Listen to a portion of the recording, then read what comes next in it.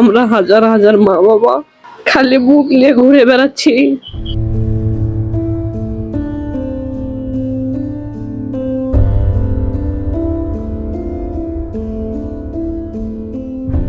দুই বছর ধরে ছবির অ্যালবামের পাতা উল্টিয়ে বুকের মানিককে ছুঁয়ে দেন মা।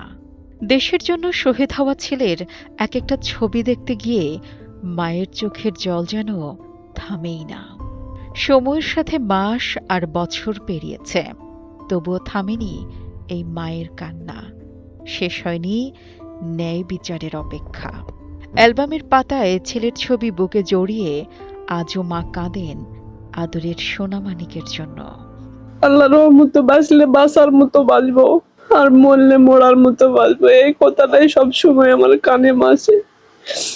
যে একটা মানুষ কিভাবে বলতে পারে যে বাঁচলে বাঁচার মতো বাঁচবো, মরলে মরার মতো বাঁচবো। মরবো যাতে মানুষ বলে হ্যাঁ অমুকের ছেলে মারা গেছে বা অমুকের ছেলে।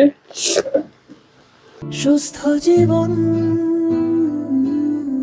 সুন্দর পৃথিবী।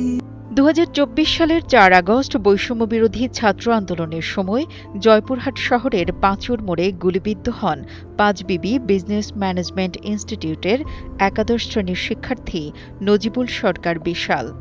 সহপাঠীরা দ্রুত হাসপাতালে নিলেও তাকে বাঁচানো যায়নি। ঘটনার 14 দিন পর তার বাবা হত্যা মামলা করেন। তদন্তের স্বার্থে আদালতের নির্দেশে মরদেহ কবর থেকে উত্তোলন করে করা হয় ময়নাতদন্ত। তবে 2 বছর পেরোলেও বিচার শেষ হয়নি। যেখানে বাবার লাশ ছেলে তুলবে, সেখানে ছেলের লাশ বাবার কাঁধে। তাই আমার এই সরকারের কাছে দাবি, আমার ছেলের খুনের বিচার হোক এবং প্রতিটা শহীদ পরিবারের খুনের বিচার হোক। পরিবারের ভাষ্য, বিশাল ছিলেন অত্যন্ত দায়িত্বশীল একজন সন্তান। পড়াশোনার পাশাপাশি এসএসসি পরীক্ষার পর দিনমজুরের কাজ করে বাবার সংসারে সহযোগিতা করতেন।